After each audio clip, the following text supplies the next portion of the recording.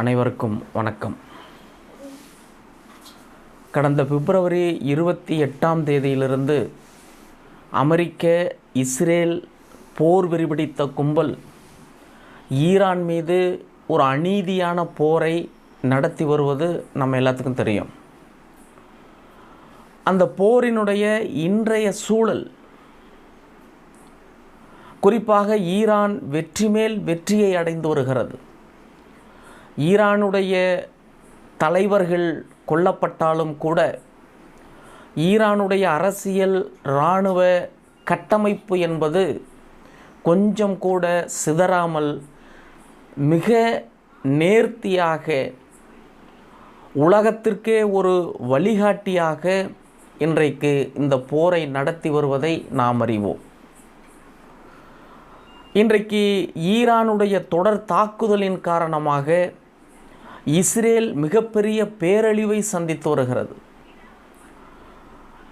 இஸ்ரேலினுடைய மொத்த இராணுவ அரசியல் கட்டமைப்பும் இன்றைக்கு நொறுக்கப்பட்டிருக்கிறது. எப்படி நாம் பல மாதங்களுக்கு முன்னால் காசாவை பார்த்தோமோ,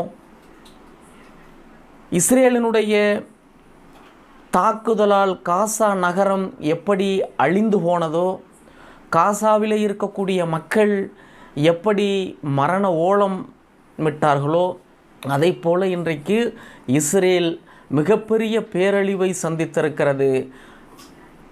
இஸ்ரேலினுடைய தலைவர் பெஞ்சமின் நெதன்யாகு உட்பட அதனுடைய இராணுவ தளபதிகள் அத்தனை பேரும் இன்றைக்கி பார்த்திங்கன்னா பதுங்கு குழியில்தான் இருக்க வேண்டிய ஒரு சூழல் இருக்கிறது.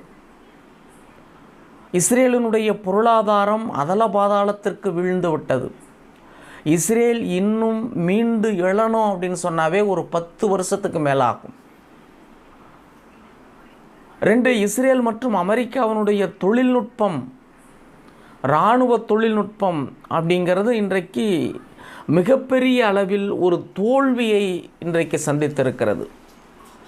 குறிப்பாக இஸ்ரேலில் இருக்கக்கூடிய அந்த அயன் டோம், வெளியிலிருந்து ஏதாவது ஏவுகணைகள் உள்ளே வந்தால் 10 நிமிடத்திற்கு முன்பே எச்சரிக்கை எழுப்பக்கூடிய அந்த ஆயுதம் இன்றைக்கு பார்த்திங்கன்னா அந்த ஏவுகணை கிட்ட விழுந்து ஒரு வினாடி அந்த நேரத்தில் தான் அது எச்சரிக்கை மணியை எழுப்புவதாக சொல்லுகிறார்கள்.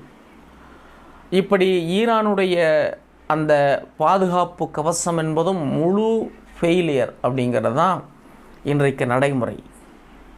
ஆக இந்த நிலைமையில் ஈரான் அடைந்து வருகின்ற வெற்றி, இது மனிதகுலத்திற்கே கிடைத்த மகத்தான வெற்றி. ஏகாதிபத்தியத்திற்கு எதிராக உலகம் முழுவதும் போராடி கொண்டிருக்கக்கூடிய நாடுகளுக்கும் மக்களுக்கும் கிடைத்த வெற்றி அப்படின்னே இதை சொல்லலாம். மேலும் இன்றைக்கி மத்திய கிழக்கு அங்கே இருக்கக்கூடிய அந்த நாடுகள் அத்துணையும் அமெரிக்கா மற்றும் இஸ்ரேலினுடைய பிடியிலிருந்து சுதந்திரம் அடைவதற்கான ஒரு சூழலும் அங்கே உருவாகி இருக்கிறது. இது மத்திய கிழக்கு பகுதியில் மட்டுமல்ல, உலகம் முழுமைக்கும் இன்றைக்கு மறுகட்டமைப்பு உருவாக்கப்படுகிறது. குறிப்பாக அமெரிக்காவினுடைய ஆளுகை மற்றும் அதிகாரத்திற்குட்பட்டிருந்த அந்த நிலை மாறி அமெரிக்காவினுடைய நட்பு நாடுகளே இன்றைக்கி அமெரிக்கா சொல்கிறதை கேட்கல. நேட்டோ படைகள் இன்றைக்கு அமெரிக்காவிற்கு உதவிக்கு வரவில்லை. அமெரிக்கா பேச்சை கேட்குறதுக்கு இன்றைக்கி உலகத்தில் யாருமே கிடையாது. அமெரிக்காவினுடைய நட்பு நாடுகளே இன்றைக்கி இல்லை. ஆக அமெரிக்காவினுடைய அந்த உலகை பிடித்து வைத்திருந்த அந்த இரும்பு கரம் இன்றைக்கு தளர்ந்து போயிருக்கிறது. ஈரான் வெற்றி பெற்றிருக்கிறது.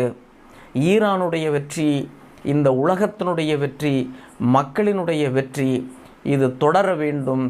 இது உலகில் மிகப்பெரிய மாற்றங்களை உருவாக்கும் என்று நாம் நம்புவோம். நன்றி.